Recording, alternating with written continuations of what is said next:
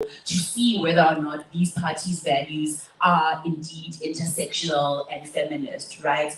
Bonso, I'm going to ask you to join me, or maybe I'll hand the mic to you over there. And then, yeah, you can let us know more about the campaign just to get us started. Good morning, everyone, and thank you so much for coming. I think it's so hard for us to think about voting, as Itumeleng has said, and it's something that, particularly when I was still working as a journalist, I'm just going to say it with So, I used to be a journalist that focused mostly on health and sexual reproductive health. Né?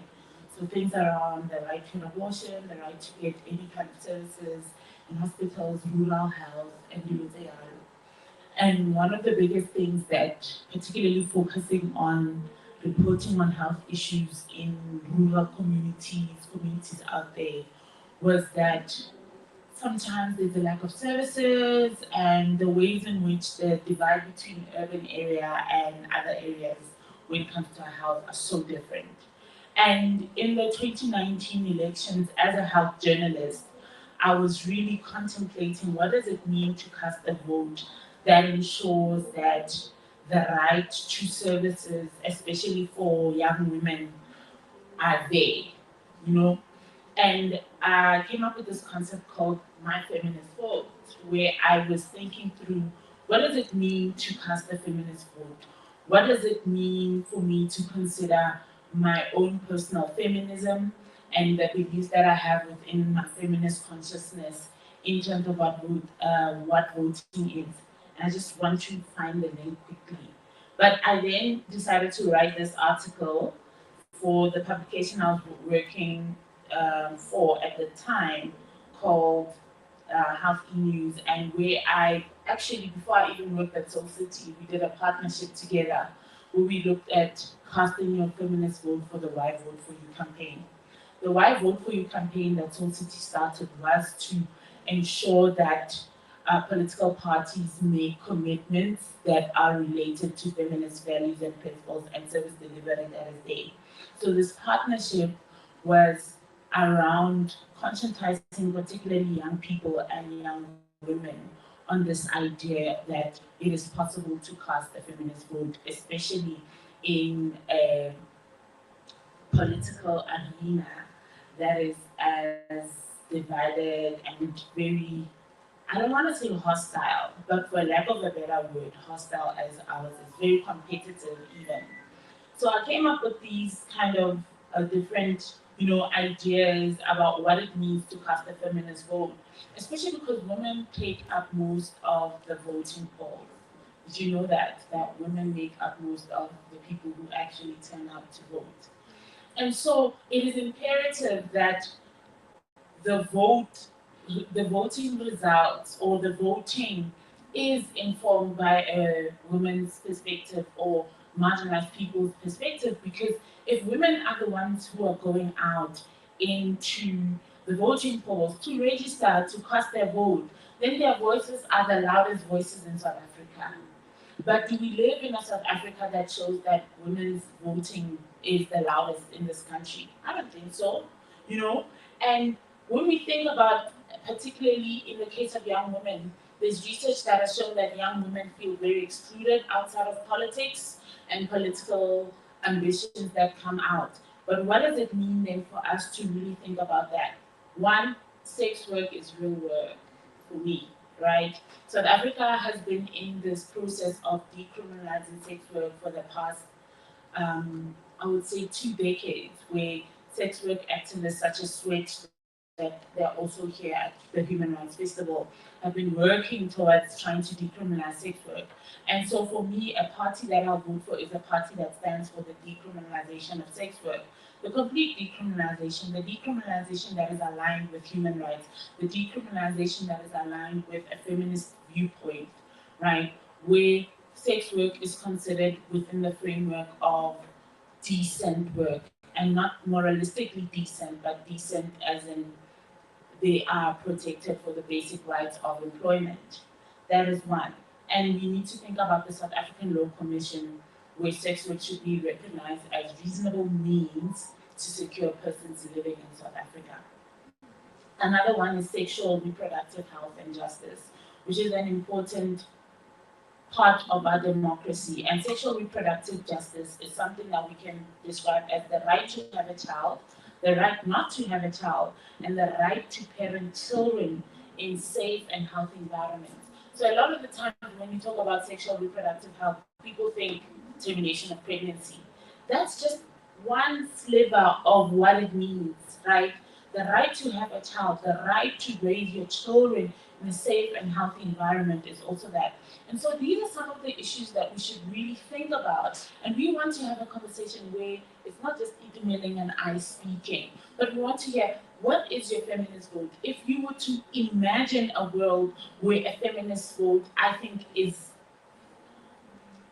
very difficult but possible, what does that look like? And what are the feminist issues that you are taking to the polls? And I'll give back to, there are other three issues, but we can talk about them as we have this discussion, as we continue to have this discussion. But that's where we will start with. Thanks, Bonto, and thank you a lot for highlighting the issue of sex work decriminalization. We know that it is through the work of opposition parties and civil society organizations that this issue even got to Parliament. And while it's a long process to get a bill like that passed, we hope that through our feminist votes, we will live in a society where sex work is seen as decent work and sex workers are protected and get access to sexual and reproductive healthcare services, same as everyone else, right? I want to see, by a show of hands, who has registered to vote? Interesting. So we have quite a few people who have registered to vote, and I want to hear from you. Why? Why was it important for you to register to vote?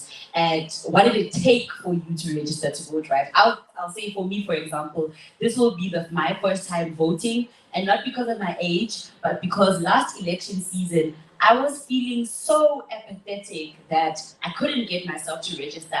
It actually felt like unethical for me to register to vote for the sake of voting, but not feeling like my vote will actually mean something, So I want to know from you, yes, you're gonna come, you're gonna tell us why you registered to vote, and after how long did you decide, okay, yeah, I'll register?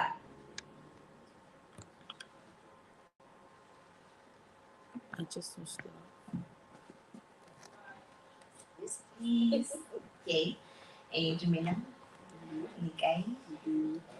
My name is Leslie Holekage. I don't know.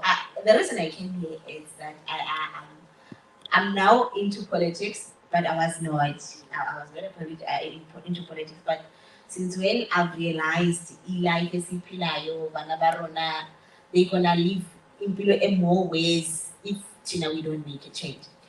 I registered to vote in 2009, if I'm not mistaken. I was in high school then. That is when I registered to vote, but I couldn't vote because I was not 18 yet. Then it passed 5 years later. That is where I could vote. I didn't vote. But this year I want to vote. And I'm encouraging each and everyone to vote. I know it's not an easy thing to do, because already we have our own views on certain political parties and whatever. But now what I'm saying is that let us vote and vote for a different party, even if you don't know the name of the party or what, just so that we can see that we didn't vote for those people that we're always complaining about, but we voted for a different person. So that if the they continue happening, then ungazofeel bad ukuthi wena you failed yourself. Because if you're not gonna go and vote, then wena self you have failed yourself and failed your generation and failed nje yonke into yakho empilweni yakho. Because if vote yakho is the only thing that will talk for you. So I say voting is okay, people, let's go and vote. And then it's my first time, I never took note of feminist votes. And what you're saying is true, really. Abantu abaningi about register to vote is us females. People who are abaningi lapha kuma voting stations is us. But then at the end of the day, you know, as females, we are not taken well of, we are not even considered. Yonke into, if you can take, a politician most is males.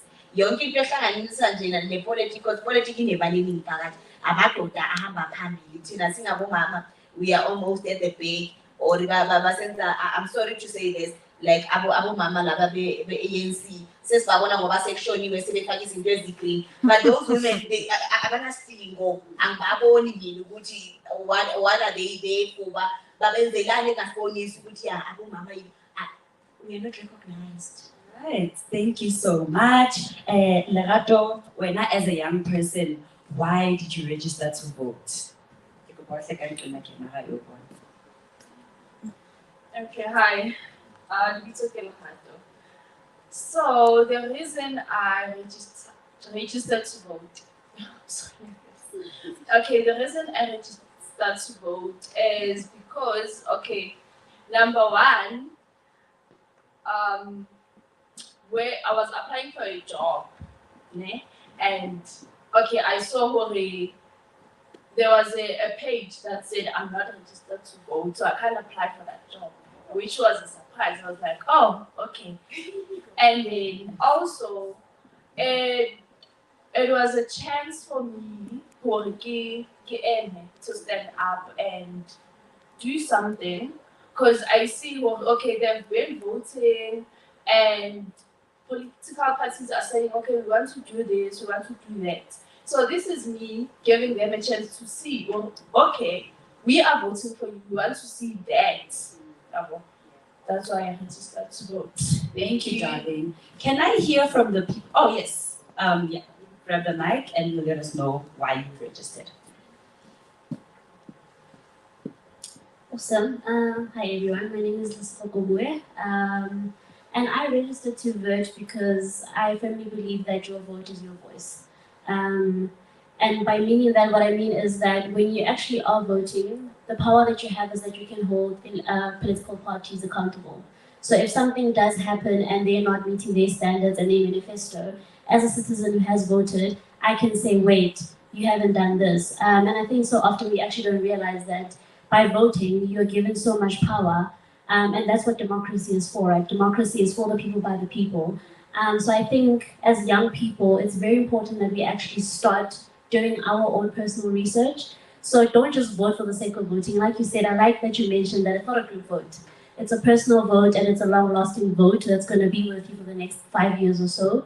So you need to do your research. Look up the political parties, what their manifestos are, and what your values are as an individual, and seeing actually, are they going to meet that?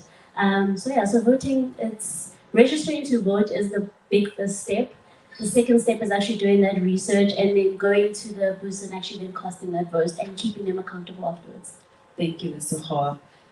Yeah, you'd also like to add, come through.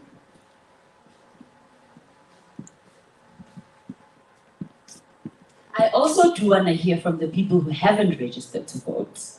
Hello, everyone. My name is Mondli Mabuza. The reason there is a number of reasons that I registered to vote. It's more than one. Just to name a few, the first reason is just to practice my rights as a South African citizen. And then the other, it will be to influence the decision making, looking at the manifestos and everything, that I believe that each and every vote counts. So it might be a political party that it has the values that we need as young people, young feminists, and a whole lot of South African citizens as well. So it might happen that political parties just missing one vote that could influence decision making in South Africa. Thank you. Thank you very much. So, did you say you registered to vote? I'll register, Hane. Don't lose on jail to why I register.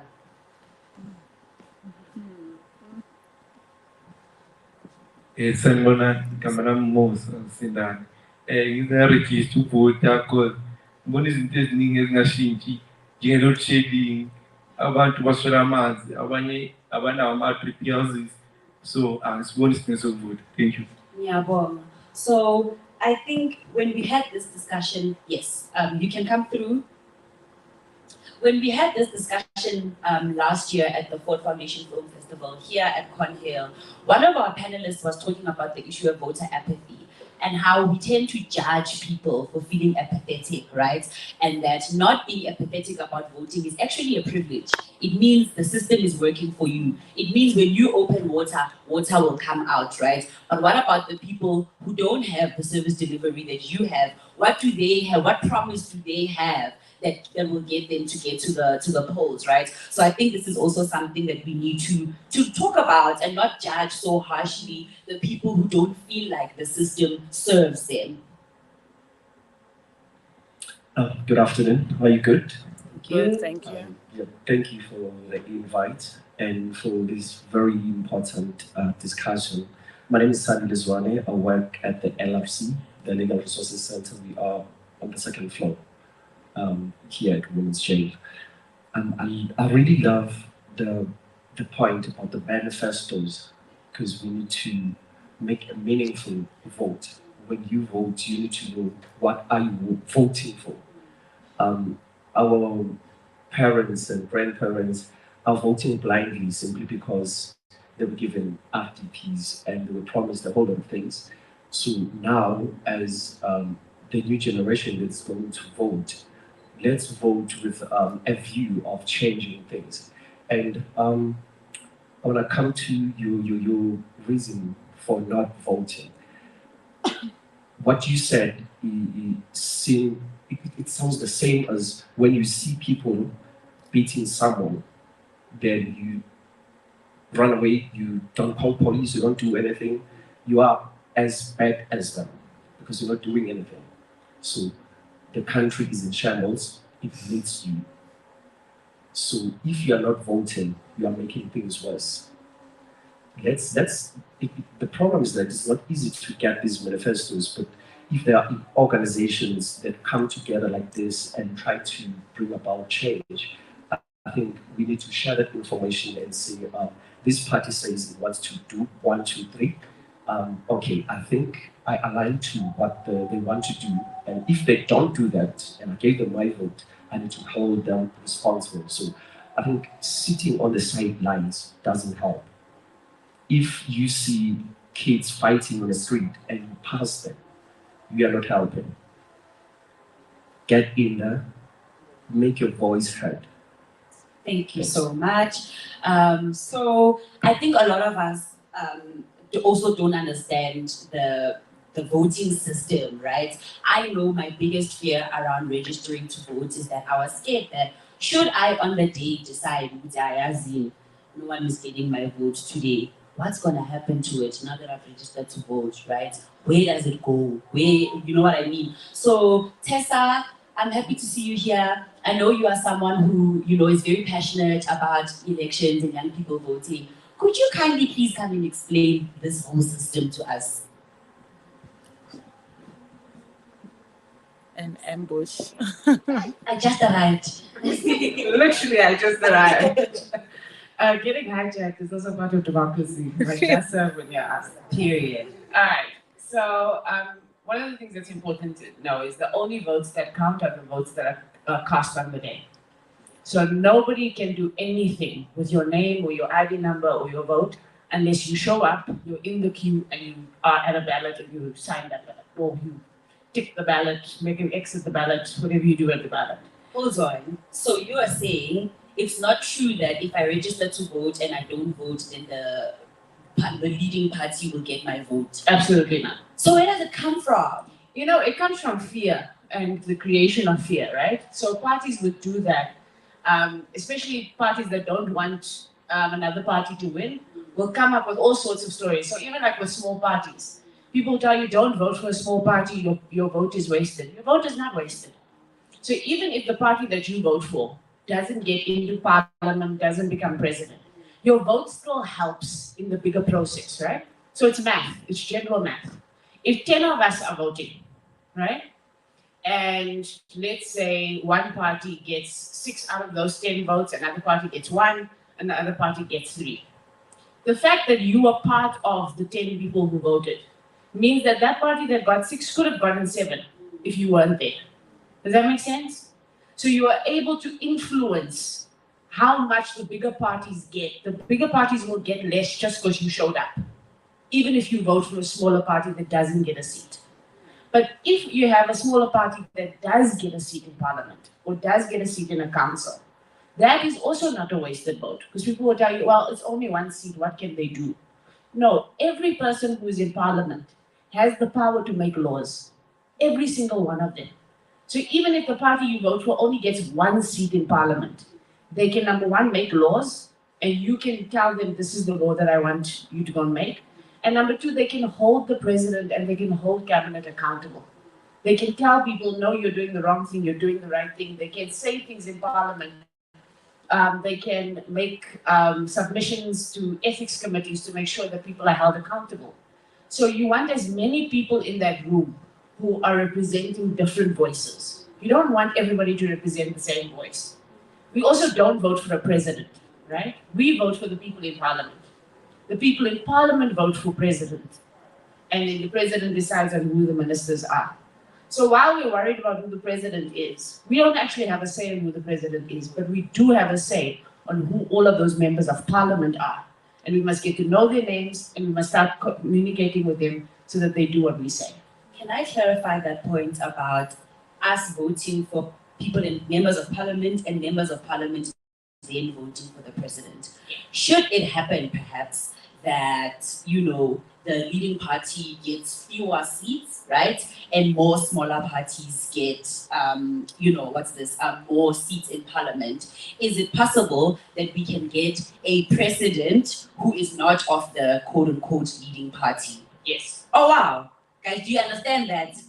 So, wait, guys, do you really understand that? That there is a party that can be big and have more seats and whatever, but if members of parliament don't vote for a candidate of that party to be a president, then we can have a president of any other party. I think that is really important for us to know going into the voting polls.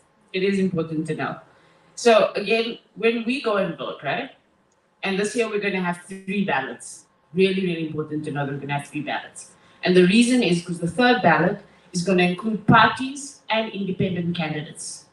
So you're going to have a ballot that's just going to have parties, and that's for national parliament. Then you're going to have a ballot that's just for provincial, and provincial ballot will also have parties on it and individuals who are independent candidates. But the 3rd ballot is also for national parliament.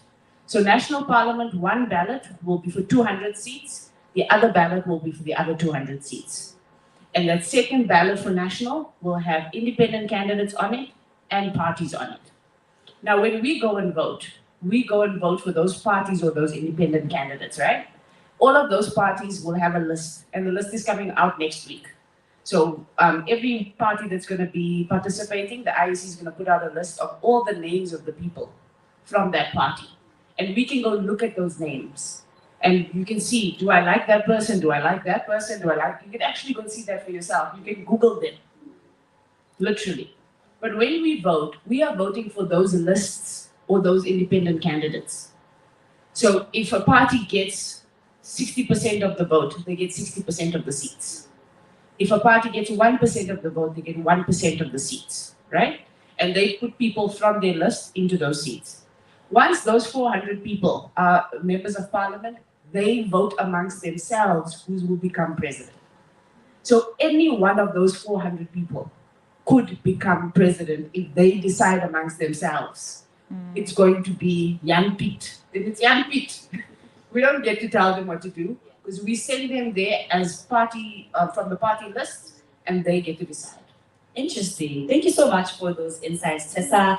As we continue, of course, if you have any more that you want to ask Tessa, please let us know. Do you have any questions for Tessa while she's here? She's very busy, okay? So let us know what questions you want to ask Tessa about the electoral system. I know it can be very, very, very confusing and difficult to remember all of these things.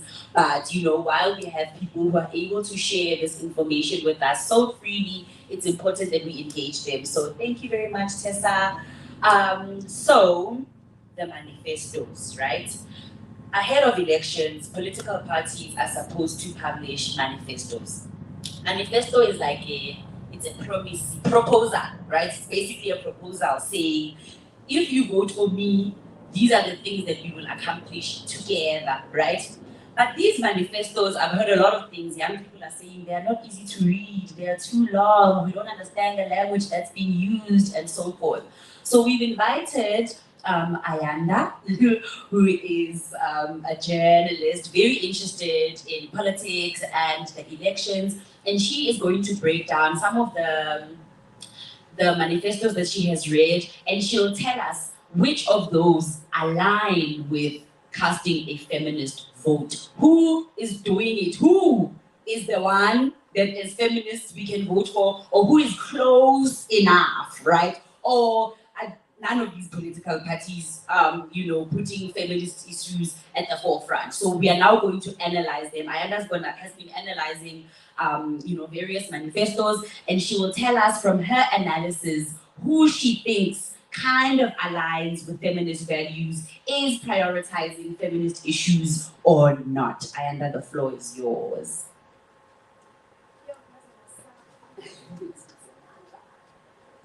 This microphone. Sanmonani, my name is Ayanda Sishiwixel. I am a political commentator and a freelance journalist as well. I also do radio. I'm a radio presenter. Okay, so manifestos. Yes. I love reading political manifestos. The reason why is because you're able to track and see what political parties, those who have been in power for a very long time, have been doing, and what they have not been doing, whether or not they've been keeping up to their promises, so that you, the electorate, can make the right decision as to whether or not you want to vote or not. And so I've been reading a couple of them, but I am very weary of saying whether or not this person's this, or whether or not this person's that. I like people to just make their own decisions. So this is just going to be a generalized, a very, very generalized look at the different political parties. And so I started yesterday with the most dense, and I only looked at the gender issues. So I only looked at what they say about gender issues, and it was very interesting because there are some political parties that, for number one, it's interesting to note that the EFF manifesto is available in isiZulu as well. So if you want to read that manifesto, you can read it in another language. But I just wish that other political manifestos could be written in different languages as well, and also be accessible, like have an accessibility tool for people who are blind and for people who are deaf as well, so that they are able to also access this information easily for themselves. It's also the deaf physical copies to give to people as well, which I'm sure most political parties do.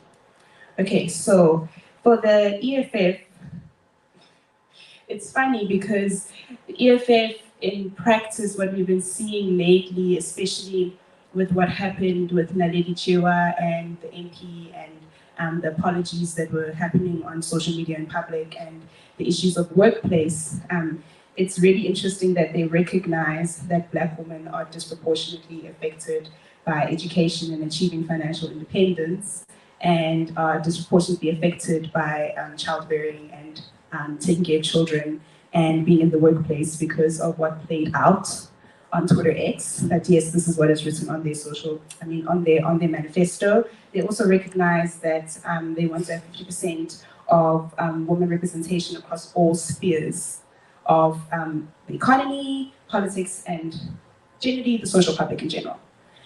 The issue that I have with this is that on paper, is that happening? Considering the fact that the economic freedom fighters, like any other political parties, have to contend with the fact that they live in a society that already discontains women. Women always have to take the back seat. Women are usually deputizing as well. And a lot of political parties are not escaping that reality. So the EFF is also very much within this space. But what was interesting about this was when I was looking at the Democratic Alliance, when I was looking at BOSA, I noticed that gender-based violence is always put underneath crime. So it's always a criminal issue.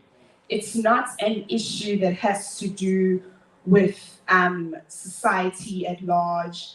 So it's about fixing a criminal aspect. But we always know that gender-based violence is not always based on criminal aspects. There's also a sense of like a deviation that happens within a child's life.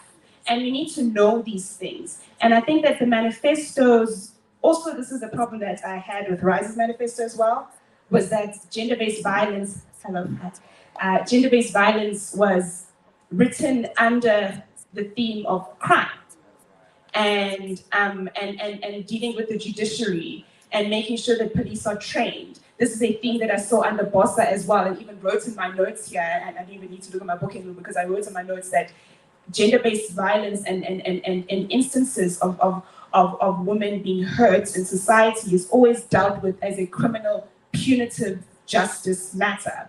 So in the manifestos, it's common, it's all the same across the board.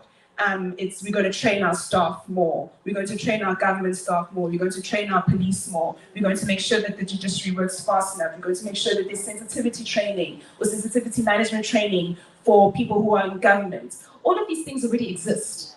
All of these things are already there. And so it's just a matter of making sure that political parties are actually on the ground and they know, and they come to the people who are affected, the stakeholders, so that they are the ones that can inform them about what it is that we want for ourselves in our communities in order to solve these issues, instead of coming up with something that is incredibly generalized. Because if it is all the same across the board, across all political parties, then there's something that is not right. There's something that is missing. If we can have our gentleman over here say flat out, with the new choices that exist, and I tend to agree with you because I'm also going to be withholding until otherwise. There's a sense of the same old that we're dealing with. 2019, the same old. We're going to train our police staff. We're going to make sure that the police know how it is that they can deal with women who have been sexually assaulted. What we're not hearing is let's make sure that our communities have recreational spaces so that our children can have safe spaces to play. Let's make sure that we fix our transport systems so that women can be safe when they're going to and from home. Let's make sure that we fix the socioeconomic issues so that people can be more cohesive with one another, so that people won't have to rely on vices such as alcohol in order for them to feel better about the systems and the lives in which they're living in. Let's fix the communities and the streets that we live in so that everybody can have a community-led response instead of a provincial and a national-led response to these manifestos. It's really sad what it is that I'm hearing about the judgments that people cast on those of us who are seeing what we are seeing, the lack of change in opposition parties, knowing how bad it is that the African National Congress is, but we are here looking at these manifestos and reading them and seeing that there is no change that we are currently seeing right now or expecting, yet we are the ones that are vilified instead of the people who are putting up their hands and saying that they are the ones that are going to change, yet they are not giving us anything that is imaginative to galvanize us and to make us and give us hope.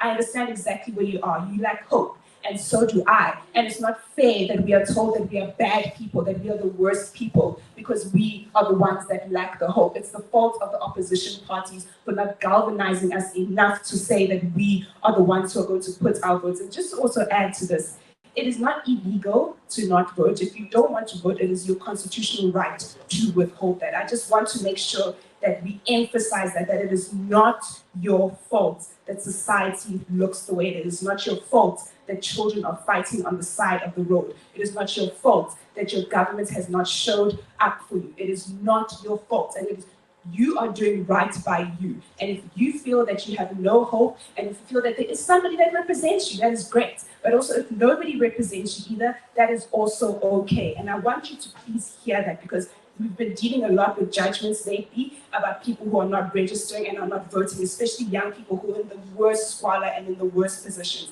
I feel you, I understand you, and I want to say that I see you and I recognize your pain. Thank you, Ayanda. I think that was very insightful. So we kind of have an overview. Manifestos.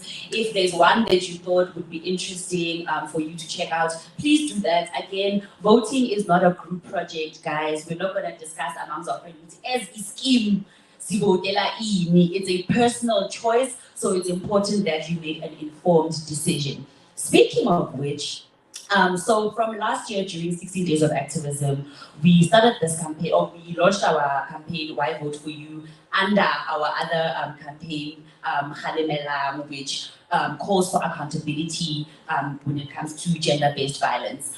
And what we decided to do is to contact political parties, all political parties, to get them to commit to prioritizing prevention and response to gender-based violence in their manifestos through the implementation of the NSP. So we have been emailing them, we have been calling them, we have been tagging them, we have been trying so hard to get them to like engage with us and to make these commitments. And it is very sad to say that not a lot of them we've been able to reach them. A lot of them, their email addresses that they provide on their websites don't work. You call the number now belongs to someone else. So I think there are certain things that can be said about how accessible the people who want to lead us are to us, right? And here today with us is a representative of Rise Mzansi. They're one of the political parties that we have invited today to talk to us about how it is that they are committing to ending gender-based violence and how will they be prioritizing the implementation of the NSP in their policies, and should we vote for them, what will they give us? As a woman, as a queer person, what do I have to gain, Ifran, from voting for you? Come and tell us. 2 minutes. Marie, 2 minutes. 2 minutes. 1 minute, guys. Wow, 2 minutes. Thanks for having me and inviting me this morning. So as far as responsiveness, I think I'm doing the best. I was invited an hour or two ago. And I'm here because human rights is the center of how we view the work in involving policy. And so I'll challenge perhaps Ayanda around this, because we do state in our manifesto, and manifestos are a signal to society about what is it that we're thinking about and how we intend to do it. It's not the be-all and end-all around the kind of implementation you'd see. And I think this is the kind of political framing we are looking at as far as implementation of a holistic approach to dealing with societal issues. And the reason I say this is because GBV in itself is not just a crime issue. In the build-up to speaking about the crime reforms and the criminal justice system, the courts that we need reformed, we speak specifically about the need for individual, family, and community well-being. And in order for us to start doing that, we need to heal ourselves, and we need to start dealing with the violent cycle that exists in society. So just 2 days ago, on Human Rights Day, we were in Orlando, a full-packed hall at Orlando Hall, speaking about healing leaders, healing activists, healing communities, because the reason why we have such violence in this country is the majority of our leaders have not done healing work. They've been through the most traumatic experiences, and yet till today, they've not gone through therapy and other forms of healing. And so we perpetuate this. And if those leading society are so broken, what do we then say at the multiple levels of this? It's difficult for me to say it in 2 minutes, but this sort of gives you an outline as to how we're looking at our response to GBV. It starts at our families, the conversations we're having with young people growing up. It starts with the kinds of values we're instilling at a community-based level. So gone are the days where it's a community raises a child, because we believe in those philosophies as African philosophies, but I don't have a right to say anything to my neighbor's kid who I was seeing do horrific things. And so we've lost the culture of care for one another and empathy. And I think there's an important rooting and rootedness we need to get to. Secondly, the systematic problems in society, and it's part of Rise's engagements every single day in communities, about the need for reforms at all structural levels. Economically is the biggest one of them all, because if you don't fix the socio-economic problems, these other issues will continue to exacerbate. The fact that people are unable to find a safe recreational facility in their community is why you can then link that to the increase of crime and violence and access to drugs, because criminals love that. It's an opportunity for them to just use or create the illusion that this is the way out of poverty or inequality. And so we have to deal with the economic structure. And for us, the economy post-colonial South Africa has not changed fundamentally. You still rely on three major economic sectors, which aren't productive means of developing. And what this is doing is forcing us to rely on consumerist type of jobs, which we have exhausted. As a result, there's not enough capacity. And so the state in itself is failing to deal with these issues. And at all levels, and I agree. So the NSP is important. I haven't seen the email, so I gave the email yesterday to someone, and I hope I get that so that we can endorse it. Amnesty said the same thing to me yesterday about a campaign they're working on. I am a child of this civic society. So me taking the step was as a result of this, the programs and campaigns we've run to say, we don't have the politicians who are listening to us. And we need to change that. So we need to get more of us in that room. I've taken that step, and I'm hoping that we can continuously work together to achieve that. Awesome. So I do have a copy of our memorandum here for you, and you guys are the witnesses. We gave Rising Zanzi this. So if they win or if they make it to parliament and they do not prioritize the implementation of the NSP for GBV, we can hold them accountable. Akere? Yes. Thank you very much. Please have that. No, you keep it. Yeah, so that you have it with you. Thank you so much to everyone who has joined us, both physically and online. We are grateful for your engagement and your participation, and we hope that, ahead of the election season, you will be educating yourself about what these political parties are promising, and you will engage them. If you read the manifesto and you feel like,